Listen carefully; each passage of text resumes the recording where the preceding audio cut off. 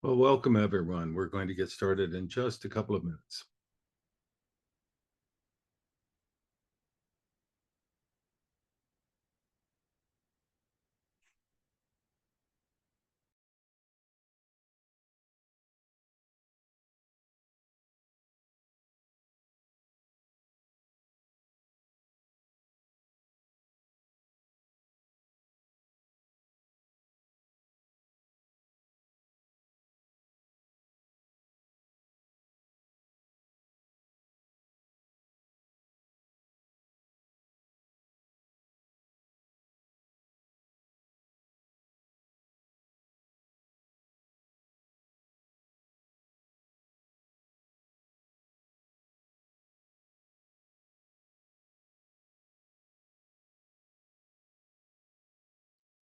Well, welcome everyone to Real Balance Global Wellness Seminars.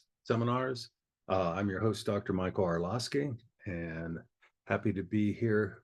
We're going to be having our guest join us very soon, Dr. Wayne Dysinger. And I want to let you know that Real Balance Global Wellness is a world leader in health and wellness coach training. We have trained thousands of health and wellness coaches all around the world. I'm one of the founders of the National Board for Health and Wellness Coaching, and very happy to uh, be able to offer our training as an approved training program through the National Board for Health and Wellness Coaching. We're also approved by the International Coaching Federation as a level 1 accredited coach education organization. So the way this works, we have these recordings that happen with each one of our webinars, and they are archived at realbalance.com under the Wellness Resources section. So in a couple of days, it'll be up there, and feel free to share that recording with whomever you like that might be interested in our topic today. The way this works is you're muted upon entry, and we're going to be taking in questions and comments and so forth using the Q&A function. On Zoom webinars, rather than meetings, the chat function does not work, so don't even try it. Instead, use the Q&A function.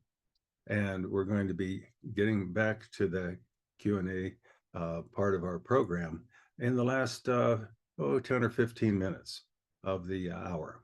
So be ready with some questions and some good ideas and things to discuss with our guest. And I'm really happy to welcome our guest. Hello, Wayne. Dr. Dysinger has joined us. Good morning. Yeah. He's going to be sharing with us about health coaching in a lifestyle medicine primary care model. And Wayne and I have known each other for many years through the American College of Lifestyle Medicine. It's good to see you. How are you doing today? Good to be here. Looking forward to some time with you and with everybody else who's participating. Yeah.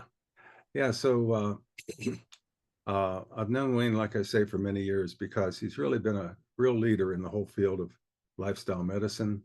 And I'm going to take time to actually read his bio because, when you know somebody really well, it's, or fairly well, it's tempting to just, be folksy and, say what a great guy he is. But this fellow has just really accomplished so much for the field of lifestyle medicine and for all of us, really. So let me go ahead and share this. So Dr. Wayne Dysinger is a primary care physician and chief medical officer of Blue Zones Health. Dr. Dysinger brings decades of leadership in evidence-based lifestyle medicine together with the Blue Zone principles to deliver primary care through an innovative economic model for employees and government payers. Dr. Dysinger was previously chair of the Preventative Medicine Department at Loma Linda University Medical Center, where he was inspired by the original longevity studies. From there, he decided to further pursue the study of lifestyle medicine and its ability to treat and reverse chronic disease. This eventually led to his past positions as president of the American College of Lifestyle Medicine, ACLM as we like to call it, and founding board chair of the American Board of Lifestyle Medicine. In 2015, Dr. Dysinger left academia to focus on a lifestyle medicine, primary care, private practice, and demonstrate how to achieve the Institute of Health Improvement's triple aim of optimizing health for individuals and populations by simultaneously improving the patient experience of care, including quality and satisfaction, improving the health of the population, and reducing per capita cost of care for the benefit of communities through a new value-based economic model. Since 2023, he's been leading a group of over 200 primary care physicians in Southern California towards adoption of this approach to practicing medicine. And now, as Blue Zones Health, this effort is going nationwide as well as global. As an international voice on the transformational power of lifestyle medicine, Dr. Dysinger hopes to make access to this type of care possible for all. Pretty lofty goals. Wow, that's fantastic. So what's it like to take on such a huge task as what you just described there in your bio sketch? What's it been like for you? Well, thank you for reading that. To be honest, I was feeling tired listening to you read it. But every journey is one step at a time, right? So that's what we're in the middle of. My journey started off in academia where I became acquainted with this idea that you could actually reverse disease. That wasn't something that I spent a lot of time learning about in medical school and residency, and wasn't something I was even teaching my residents and medical students until I started getting exposed to some of the early leaders in the lifestyle medicine field: Hans Deal, Dean Ornish, John McDougall, some of these people who really realized that lifestyle made a huge difference. And so the first step of my journey, after sort of those acquaintances, was saying, well, we need a better model. So I was watching medical students go out or residents, they would finish my residency, they'd know about lifestyle medicine, and they'd go out and couldn't find a job. And then I was watching the American College of Lifestyle Medicine grow. People come in and say, this is how I want to practice. But then their next question would be, how do I make a living doing it? And so I saw this need for models, and I somewhat naively said, well, I think I can help create that. So I left academia and started my own practice, and that was now 10 years ago. And it's been a lot of stops and starts and a lot of hits and misses, but we've gradually had some successes. And then a couple years ago, some investors and other people said, there's an opportunity here. Let's work on the opportunity together, and that seemed like a good idea. And then together, we started talking to the Blue Zones people, because what we were doing clinically was exactly what they were talking about that they saw in Blue Zones communities. And the Blue Zones brand was a brand that people knew about. They didn't know about lifestyle medicine. So we decided to merge forces. We felt like we could help them, and they felt like they could help us. And so that's a recent thing that just got announced 3 months ago. Wow. Or actually 2 months ago, is August of this year that it got announced. And we're in early days. We have several clinics that are fully operational in this model. We have these other 200 doctors that are on a path towards this model. And we have other dreams and visions, but it's a lot of work, and we don't know where we'll end up. We just know we're on a journey, one step at a time, and we're trying to say there's other options. You don't have to just go and get the pill and the procedure. You can go about health a different way. Right. Well, speaking for myself and also for probably tons of other people out there, and especially all the health and wellness coaches out there, we're really glad you're on this journey.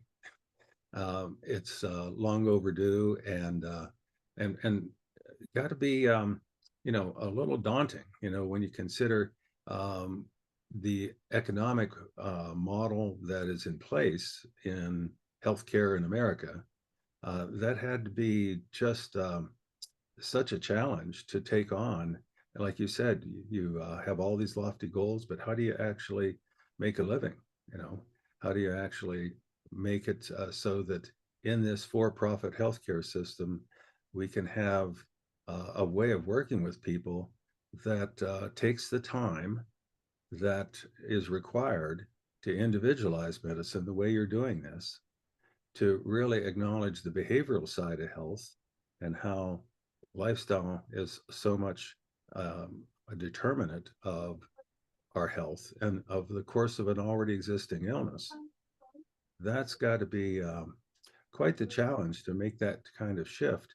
So I don't want to dive too deep into the economic aspect of this, but I think that's kind of unique that you have, you know, taken that on and created something that works.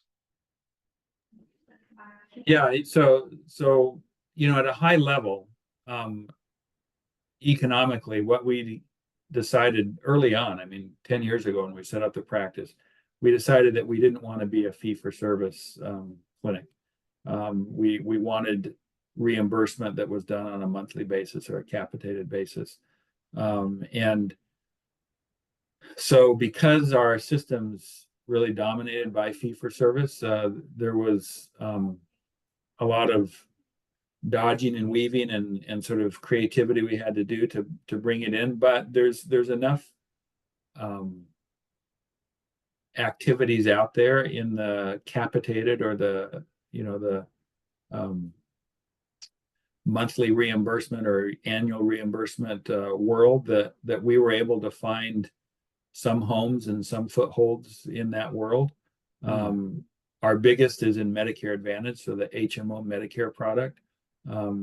Here in Southern California, where we're based, you can get monthly reimbursement for those types of patients. And what we've learned is that, and this is what sort of the investors have been helping us do, is where you really win in lifestyle medicine is when you're motivated to keep people healthy financially. Right. And that's what this does. So if I keep a patient out of the hospital, that actually helps my pocketbook. Historically, that hasn't been available to primary care doctors. In Right. fact, at some level, you got reimbursed more the sicker your patient was, because the sicker they were, the more they saw you, and the more they saw you, the more you got reimbursed. Right. But this model is the opposite, where the healthier they are, the more you get reimbursed, because they're really healthy.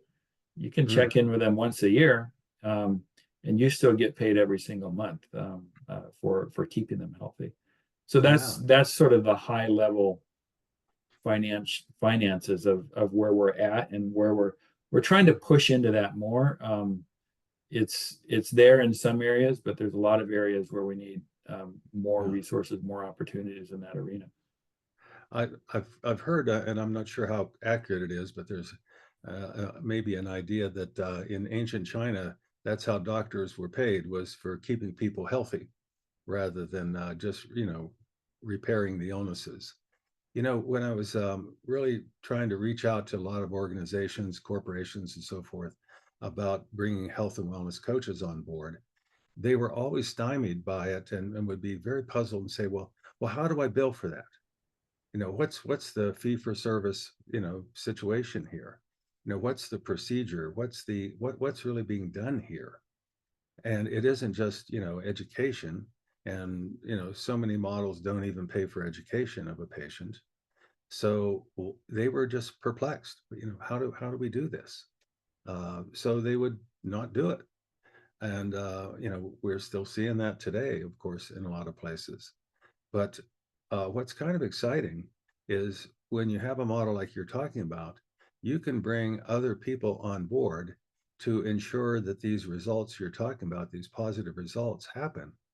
And one of those people, one of those roles, sounds like it's addressing the actual behavioral change part of it. And that's where a health and wellness coach can fit in.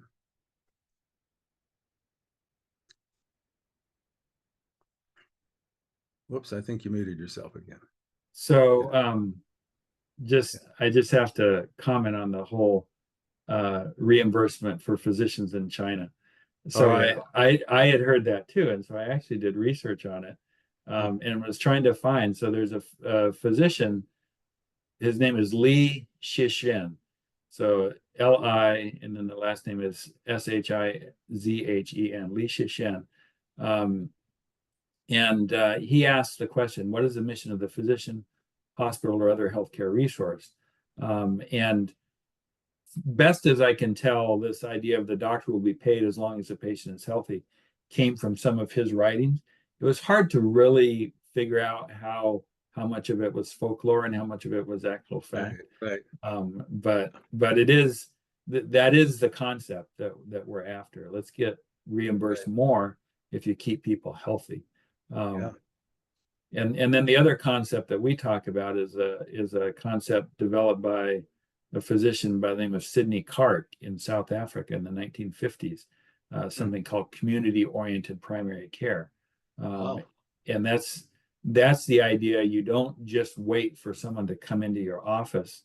You actually have to be proactive in their care.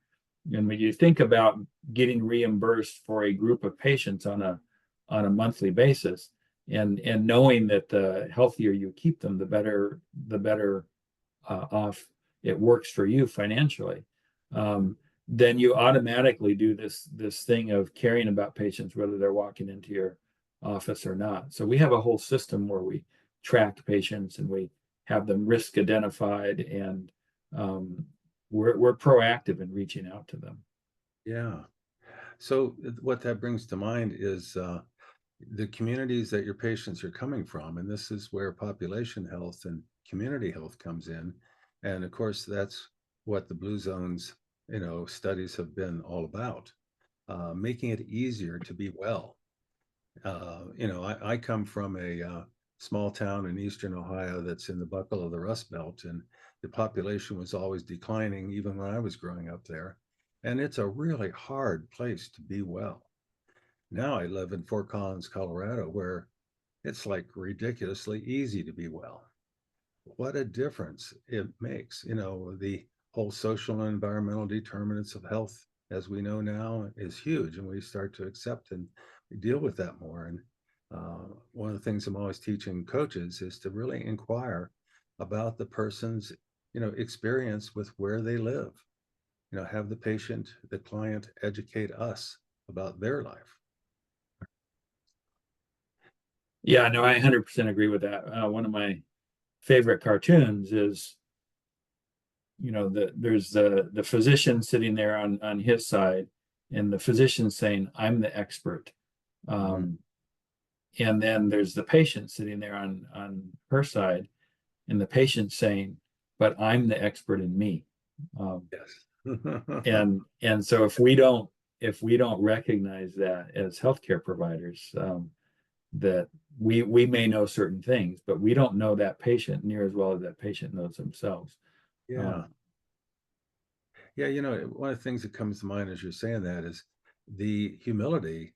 We talk about cultural humility and working with people, but I think just personally, a physician, particularly, who is, experiences the benefits of being an expert, being held up in high esteem in our culture, um, has to recognize that there's sort of a double-edged sword to that. Whereas there's the perks, there's also the distance. And when someone is humble enough to recognize that, hey, I have this vast knowledge of medicine and so forth and so on, but my client, my patient, is the expert in their life. That takes a bit of a mindset shift that can be really, really challenging, I would think.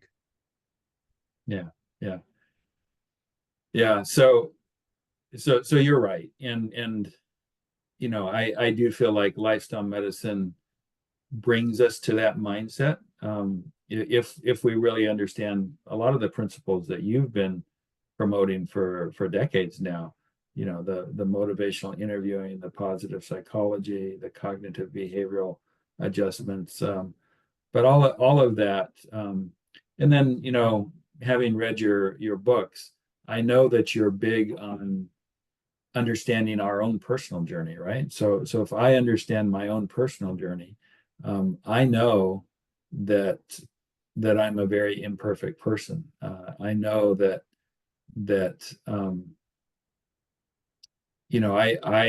I may have certain insights, certain accomplishments, certain experiences that are useful, but it's very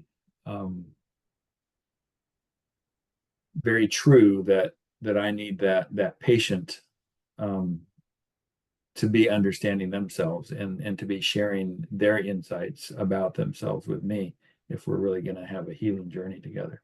Yeah, yeah, And then I just want to go back to what you said earlier too, as far as the culture, because that is sort of what we're trying to do in the big picture. We're trying to change culture, trying to make the healthy choice the easy choice.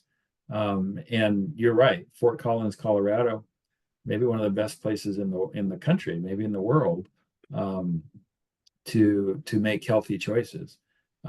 But unfortunately, that's not the place, not the situation in a lot of different places. And obviously, blue zones, that's what they try to do. They try to change culture, and then blue zones has been trying to do that for 20 years in various cities and counties around the country. But now blue zones has never had a healthcare partner. Now they have a healthcare partner, and we're trying to work together to as they go into communities, not just work on improving restaurants and things like that, but also can we actually substantially um, influence the healthcare culture in that community as well. So it's, right. it's an exciting opportunity. Yeah, yeah, it's huge. Uh, Kind of revolutionary, really, when you think about it. We have just been so remedial in our entire approach, just patching up the wounded, doing triage and doing the best we can, overwhelmed by the numbers and so forth. Um, all kind of systemic problems and challenges, to say the least. And, I just give tremendous admiration and kudos to you, to Dan Buettner, to all these people that are involved in this for trying to make a difference, not just one person at a time. I mean, a physician can do a marvelous, rewarding job just doing one person at a time, and that can be fantastic. But to take it on this broader scale, it's kind of reminds me of how, when I was doing work earlier as a therapist and then as a coach, that working with one person after one person um, could make a real difference and be meaningful, of course. But how could I, maximize the reach? How could I train others? And, since then, we've trained over 15,000 health and wellness coaches. And, Wow. they keep coming back to me saying, you know, this has helped so many other people. And then that has helped so many other people.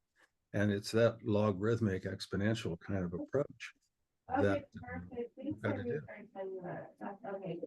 Yeah, how gratifying is that though to think Oh, of 15,000 health and wellness coaches that you've personally been part of their journey, and then they get to help who knows how many patients, how many clients, how many customers, whatever term you want to use, to on their own personal health journey. So I mean, it's just what a gift. yeah, it really has been, to say the least. Um, you know, what, what I have really enjoyed, though, is being connected to the whole American College of Lifestyle Medicine. I went to one of the very early conferences. I'm not sure if it was the second or the third one, but it was back in the days when we were only getting like 100 or 200 people at the conference, but it was starting to double every year. And it Well, kept on. the second one was in Denver. Uh, So I don't know if that's the one you went to, but yeah, it doubled from the year before, and then it doubled the next year. yeah, pretty amazing. And we're going to be going there next week. So I'll see you there. I get on a plane tomorrow, and Uh, Same here. yeah, this one's gonna, this college has now 14,000 members. Um, Wow. Back in those early days when you and I were there, it had 200 members, and that was only like 12 years ago. Yeah. Pretty astonishing. Yeah. Pretty astonishing. Yeah. So, you know, tell me a little bit about your leadership with that field. Um, kind of how you've seen it grow and what kind of feedback you're getting. I'm sure, yeah, I'm just guessing that you kind of had the experience that I had back in the day when the whole wellness field was beginning. And we were back in the early 70s, mid 70s, and people are saying, well, you're just helping well people be weller. You're not doing anything important. And of course, and they said, well, when the jogging craze is over, wellness will be finished, all this wellness stuff. And of course, it's taken a very different path than that. So it's got to be rewarding for you to see lifestyle medicine really getting traction, really being starting to be valued. And then for the ACLM to come out with a position statement that, and quote, tell me if I'm saying this properly here for how it was said, that the recommendation for the treatment of diabetes in particular, that the treatment goal should not be management. The first treatment goal should be reversal. That's huge. Yeah. Yeah. So, I mean, at this stage in my life, I actually spend most of my time seeing patients. And that's very gratifying to me because you can see people, and sometimes it takes a while, but you can see people make these dramatic changes. They become different people at some level, and that's very gratifying. But it's those kinds of things that allow the kinds of statements like ACLM makes, as far as like disease reversal. Um, but the science is there as well. We have the direct trial that shows that if you lose 15 kilograms of weight, you have an 80% chance of reversing your diabetes. 80% chance of getting rid of your diabetes if there's a significant weight loss involved. So we can get into all kinds of details around those kind of discussions, but just back to the lifestyle medicine journey. I think it started off with some of the luminaries that I already mentioned, like Dean Ornish and Caldwell Esselstyn and Colin Campbell, and some of these people saying we can reverse disease and doing some studies that show that you can reverse disease. And then, back in the, 20 years ago, a few physicians, and I happen to be one of those, started talking about, and John Kelly started the American College of Lifestyle Medicine because he said we need these doctors that are passionate about reversing disease. We need a way to bring them together and a way to sort of formally organize a little bit. But back in those early days, what drove us was the concept. It felt good, it felt right, and there was enough science that we could put our feet on the foundation of science.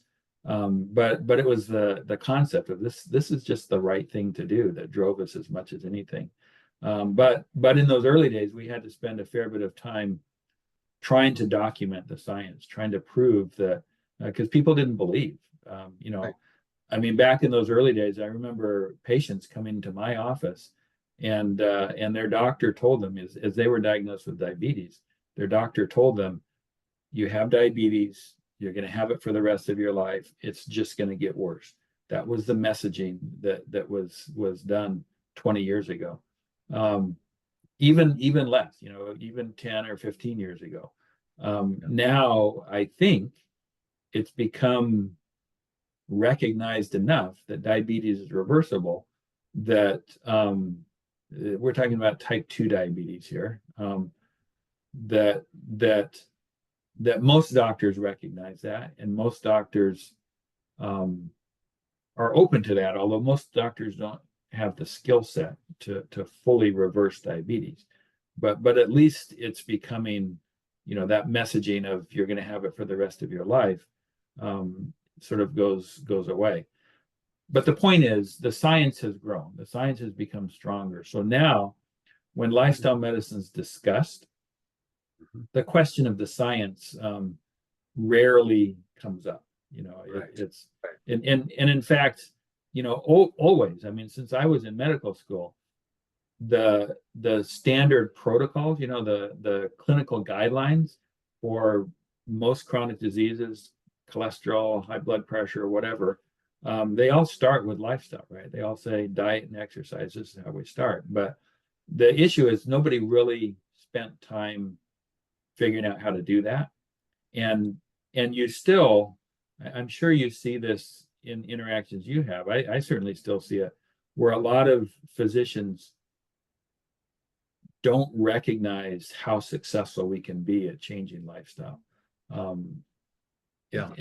And not that we have 100% success, but with time and with skill, in my books, you can have 80% success. And maybe that 80% doesn't mean you reverse disease in all 80% of those people, but you can get miraculous disease reversal stories out of 20% of those people, and you can get significant improvements in another 60%. And then there's going to be the few that we have a real hard time changing. But well, you're really focusing on successful lifestyle improvement. And I remember talking to physicians who would say, yeah, well, I used to tell people to, eat less and, exercise more and, manage your stress better. I used to tell them all that stuff. And now I just prescribe statins, or whatever, because, they'd come back and they would say, well, nothing's changed. I haven't done any of that stuff you told me to do. So they thought that behavioral health and, all that kind of approach was, it just didn't work. Now, it reminds me, like you're saying about the science with health and wellness coaching. I used to hear the same stuff. We'd have health promotion consultants, happily saying there are no, peer-reviewed journal articles that prove that health and wellness coaching works. And now we have compendiums with hundreds and hundreds of peer-reviewed journal articles that say, yes, it works like really well. So what your teams now have the opportunity to do is bring in somebody that can take the time with a patient that a physician often doesn't have, to actually work, week by week, month by month, with lifestyle behavioral change, and really helping your clients, your patients, to know how to do that, and then to get the support, the methodology, the accountability, all the things that we know make behavioral change work. So how do you see health and wellness coaches fitting in to this whole effort, to a practice like yours? And how can health and wellness coaches maybe reach out and find alliances with practices like this? yeah, so let me get into a little more detail, because based on that question, as well as I'm looking at some of the Q&As that are coming in, and so let me just let me do two things. First, talk about how we use coaches in our practice right now. Sure. And then the second thing, talk about maybe the opportunity, and sort of, there's a great question around, a little more details around the finances. Um, so the way we use coaches right now, we've been using health and wellness coaches. Again, I feel like I sort of started this kind of model 10 years ago. And it wasn't immediately, but it was within, I would say, 3 years or so. We had a health coach that was part of our practice. Um, and actually, no, it was sooner than that. It was within a year we had a health coach that was part of our practice. I just remembering our very first health coach. But in those early days, it was there wasn't a lot that we were leaning on the health coach to do. Um, as we've evolved, um, what we've recognized is so the challenge. We talked about the lifestyle medicine movement and how initially it was the right thing to do, and then it sort of became the scientific thing to do. It feels to me like right now what we're trying to do is to prove that this is the economic thing to do, to show that this is the economic thing to do. Um, and I think the data is there that will allow that to play out, but there's a long ways to go for business, for instance, to say, I mean, let's just throw out a large employer, Walmart. For Walmart to recognize that a lifestyle approach is going to save it a ton of money in its healthcare expenses, and not that they're immune to those thoughts, but this sort of detailed model that has data behind it is relatively new. But we think that those kind of large employers are going to move it along. We think the government is already starting to move it along. But so when you're looking at that model, it matters how expensive the care is. And if you look at providers, who can help provide this care, the most expensive provider is people like me, right? I mean, doctors are expensive. They're I don't want to say they're more expensive than they're worth, but they're expensive. And you don't have to have the doctor skill set to help someone eat healthier or to meditate more or whatever. So we think of the physician level. We think of the mid-level, frequently called mid-level, like the physician's assistant or the nurse practitioner. They're generally about half the cost of a physician. But then we think about a health coach as someone who can do a lot of the kinds of things that we do. And they're about half the cost of a nurse practitioner as a general rule. So if I can get a lot of the care that needs to be done through a health coach, then that allows my model, our economic model, to work for everyone, not just for the wealthy. So one of the questions that came is this concierge medicine? And it is not concierge medicine. This is primarily, for us, it's primarily Medicare's paying for this. So the patients aren't paying anything. It's primarily Medicare that's paying for it. We do have some scenarios where patients pay us a monthly fee, but it's mainly the government that's paying us. And we, in the future, we want to have employers paying us directly for this monthly fee. But yeah, we can go a long ways down that path, but that's sort of the big picture Right. reimbursement. Mhm. But Yeah. go ahead. I was just going to say, so you have the health coach there as a very affordable employee. Right. Uh, you can maybe even have multiple number of them, so you can actually have quite a bit of service with more of your patients.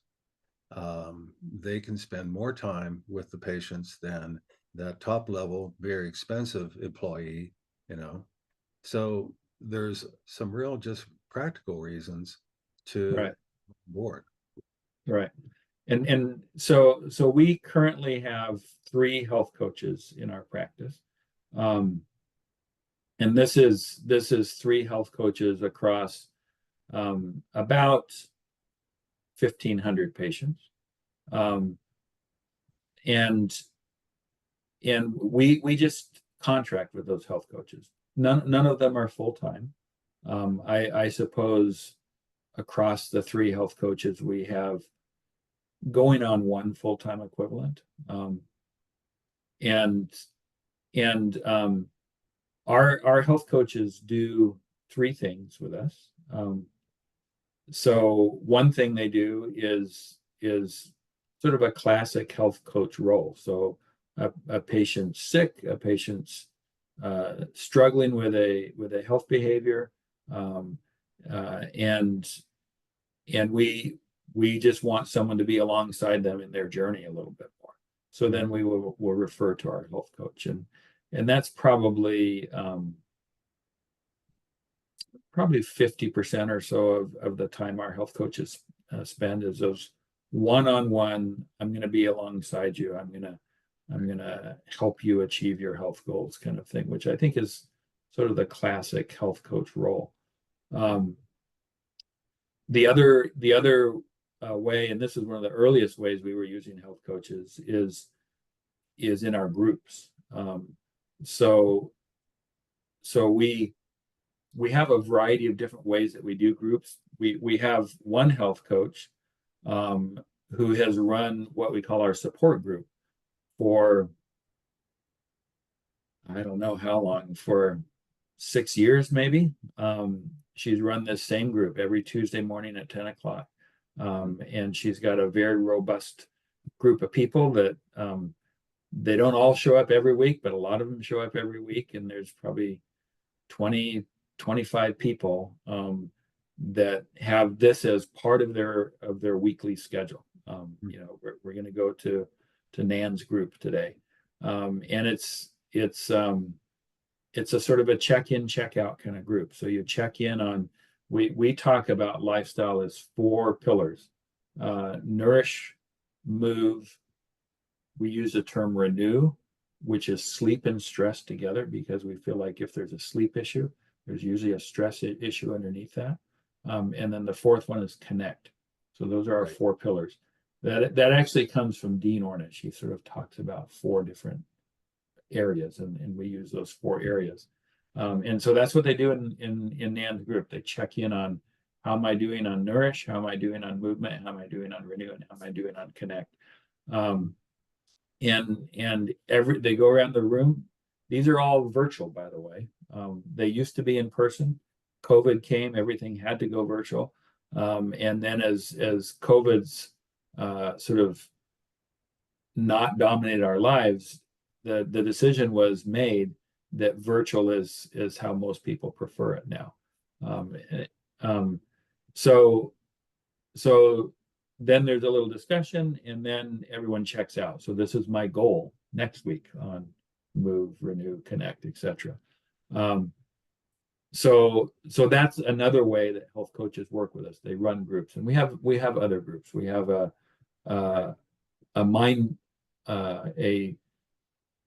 we call it mindful movement group. We have a meditation group. We have fasting groups. We have a variety of other things. And we have a dietitian as well. We have a social worker as well. We have other people, but a lot of our group activity is done through our coaches. Right. So there's the one-on-one, and then there's the group. And then the other thing that our coaches have done is we started bringing them into our annual physicals. So Medicare requires a fairly sophisticated annual physical, and our reimbursement matters as far as if we check all the boxes and do all the things right. And it's, as a general rule, what they require are things that are positive for the patient's health journey. So we don't fight against that. We embrace the checking of the boxes component of it. but we wanted our coaches, at least for our sickest patients, to be there on a more consistent basis. Mm. So we just started this year, where we brought in our coaches into the actual visit. One of the things that we've noticed is patients are used to having a relationship with a physician. And obviously, when the coach comes in, what you're looking for is some of that relationship to transfer from the physician to the coach. And Mhm. that's not necessarily easy. It's not necessarily what the patient thinks they want, right? They love what they have with the physician, and they're not necessarily, I don't know what word to use, ready. Their mindset isn't that, oh, this is great, I now have a coach, I can talk to my coach way more than the physician. So I would say we're still trying to figure that out. How do we help the patient see the coach as a integral and important part of their health journey. Um, Right. but we started trying to do that in this physical exam process, and we still have more work to do to figure that out. But that's the kinds of things that our coaches have been doing with us. Oh, that's wonderful. Thanks for sharing all that. The thing that comes to mind for me when you're talking about that shift is what's really happening here is there needs to be a bit of a mindset shift, not just for the physician, not just for the coach, but a mindset shift for the patient, for the client, because they are totally used to working with a consultant. They've been seeing consultants all their lives, medical consultation, legal consultation. The person that fixtures your car is a consultation, right? They they're used to coming into someone who takes in their information and then makes recommendations from that. And a coach works so differently. It puts the responsibility so much back on the client, back on the patient for, really, how do I change my own life here? It's really different. And that's why it's so important that coaches learn how to really create that alliance with their client so that the client understands what they're responsible for, what the coach is responsible for, what value the coach brings, to the client. I always talk about the coaching value proposition, and the coach needs to be able to explain that, not just sit there and say, well, I'm not going to tell you what to do, you know, and think that, that'll be valuable. Uh, they have to be able to say how they're going to really help. And, so I'm sure there's a bit of a transition that takes place there. The other big part, and, hopefully, I think your patients are picking this up from you, the physician anyway, is this whole idea of taking on responsibility themselves for their own health, advocating for themselves, feeling like, I'm the one in charge here and I hire these consultants like you to help me with my health. You know, that's a real shift instead of that deference to the expert. You know, yeah. And by the way, it is time to really start bringing in some more Q&A. Uh, and Wayne, I'll be happy to kind of monitor some of that for you. But I kind of almost cut you off there. You were going to comment on that last piece. Yeah, well, the idea of the coach, at some level selling themselves is actually a good reminder. I mean, you're right, and I think it's easy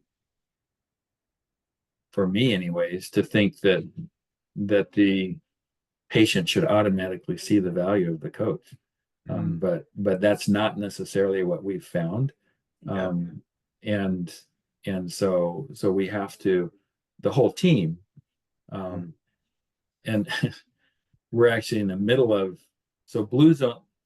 So if you look at the principles of blue zone, Whoops. Well, somehow we just lost your audio. Yeah, go ahead. Sorry. We have this thing, the Blue Zones has this thing called the Power Nine, the 9 activities that people do in these areas where they live better longer. And those Power Nine, when you sort of look at the details of them, in my books, the way I look at it, 5 of the 9 are relationship centric. Right. That's if you think of both horizontal and vertical relationships. So if you put a little bit of that purpose and those kinds of things as a vertical connection or a vertical relationship, then you can start claiming 5 of the 9 are relationship centric. And it just reminds us how important that is. I also like to quote the Harvard Men's Study, where they followed, I think it's like 250 men over decades now. And what's coming out of that, actually the lead director of that is speaking at the American College of Lifestyle Medicine meetings here, I think maybe on Wednesday, but maybe Tuesday, I can't remember. But anyways, the summary of this Harvard Men's Study is that relationships trump cholesterol levels. They trump, what you eat. They trump, how long you sleep. Relationships are more important than anything else. Right. And so we have to push into that. So we're trying to push into that as a Blue Zones health system. Right. And we were early on in figuring these things out, but we just sent a letter to all of our patients trying to explain how we're pushing into this relationship thing more. And guess what? The patients were upset at the letter. And it was a pretty good letter. But what they were upset at is, you're taking away our relationship with the doctor. We're not trying to take away the relationship with the doctor. We're trying to bring in, a whole team. We're trying to think of healthcare as something you do, in community, as a village. But the point is, it's all sensitive, right? And they're used to that doctor-patient relationship. And when you sort of add other things, they're worried about losing that. So we have work to do. But I just want to get back to some of the questions here. Yeah, so again, our model is we get paid on a monthly basis to keep our patients healthy. So when we have these 3 health coaches, we just pay them. And we assume that they're helping us keep the patients healthy, and they're helping us keep patients out of the hospital. They're helping us use specialists less. We have data that shows that our model is less expensive. It's 30 to 40% less expensive than typical Medicare. So we have some data, published data, that shows that. And we think the health coaches are part of why we do that. So we don't bill. We don't bill because we get paid the same amount whether you bill or not. And there's a lot of nuances under that, so that's not 100% true statement. But to a large extent, our reimbursement happens based on this capitated model. So we just have to design a model that does the best job available to keep patients out of the hospital, to do less tests, to do less specialist visits. And we're pretty confident that our health coaches help us do that. So that's how we do it from a billing perspective. So we don't, it's a beautiful opportunity to really just design a healthcare system that works, rather than that's, you have to figure out, do I get paid for that or not? I mean, we get paid if we keep people healthy. And then someone's asking again, who pays us? It's mainly Medicare. So the dollars come from Medicare to insurance companies, and then from insurance companies directly to us. But it's in this contracted, capitated way.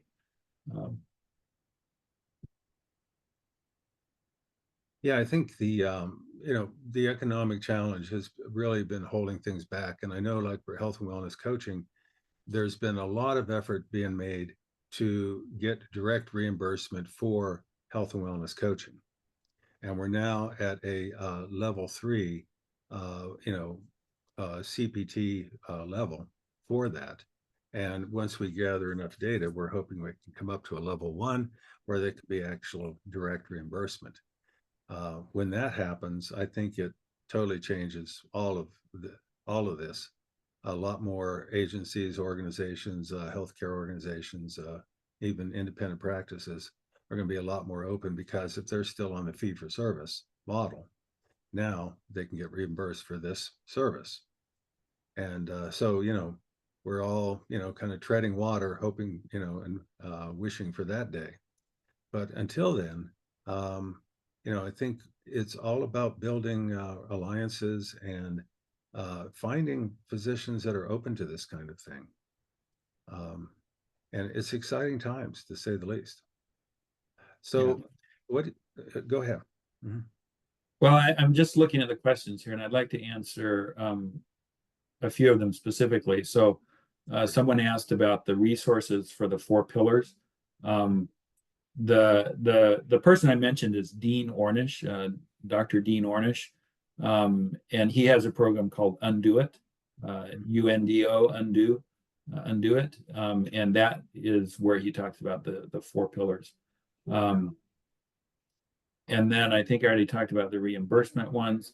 There's a question here about what do the coaches actually do in the physical.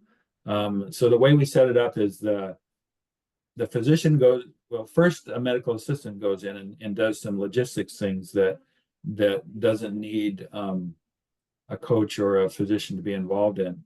Then the physician goes in, and the physician, goes through medications and certain things where you sort of need that medical degree to be a part of.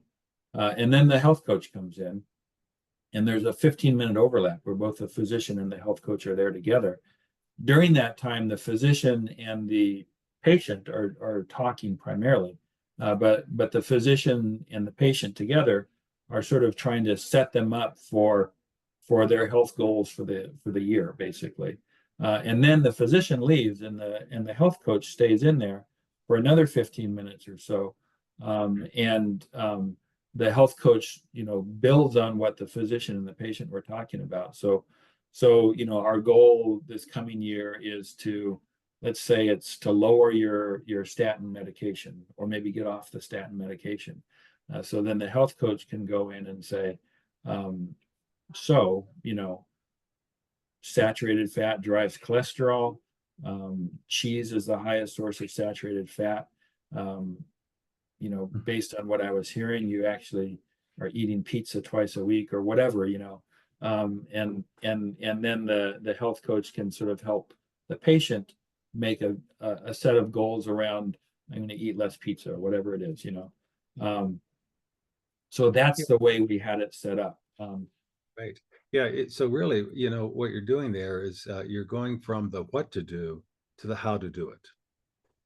The lifestyle prescription that the physician is coming up with, working together with the expert patient, you come up with the what to do. And the Right. what to do needs to come from trusted sources. It needs to come from experts like a physician and health educator and people like that. And then the how to do it. How the heck do I do it in my life? That's where the coach comes in. That's really where the lifestyle prescription kind of gets filled, you might say. Yeah. Yeah. Yeah. So just one other comment, a couple other questions here. There's one around what's the ideal ratio of coach to patient. I wish I could answer that. I don't think I can answer that. I don't know what that is right I now. don't think anybody does. Yeah. At this Yeah. point. I don't know what it is. I'm Yeah, I don't know. I don't know if it's 1 to 1,000, one coach to 1,000 patients, one coach to 2,000 patients. I don't know, at a full-time basis. Well, And then there's a final, it's sort of a comment as much as a question on billing the coaches as change experts. I like that a lot, actually, and I don't think we've really tried to do that. The coaches as change experts. That's a nice framing, I think. So yeah, we'll probably explore that. Thank you. Yeah. Well, and thank you. Thank you for being here today. Thank you for sharing all this remarkable wisdom and so forth. You know, I just really appreciate everything you do. And you've been doing it for so long and making such a difference out there in the world. We just want to let everybody know that next month, on November 22nd, we're going to have Bill Miller join us. And of course, that is Miller as in Miller and Rolnick, the authors of Motivational Interviewing. And I was very fortunate to get to meet Bill Miller at the annual Health and Well-being Coaching Conference in San Diego, and just was really struck by what an incredible person he is. He's going to be with us on the 22nd, so be sure to sign up for a newsletter, get informed about all the upcoming events that's going to be happening with Real Balance. Stay connected to us. Check out our blog as well. You can do that right through the realbalance.com website. You can also, you know, look to us for the training that you need to deepen your craft as a coach. You know, feel free to connect with us by phone, by email, or whatever you like, so that you can really take your own health and wellness coaching journey and career development further. Again, want to honor everybody's time and let everybody go here. Thanks everybody for being here. And thank you again, Wayne. I'll look forward to seeing you next week. Thank you. Looking forward to it. Okay. So bye-bye for now. Bye.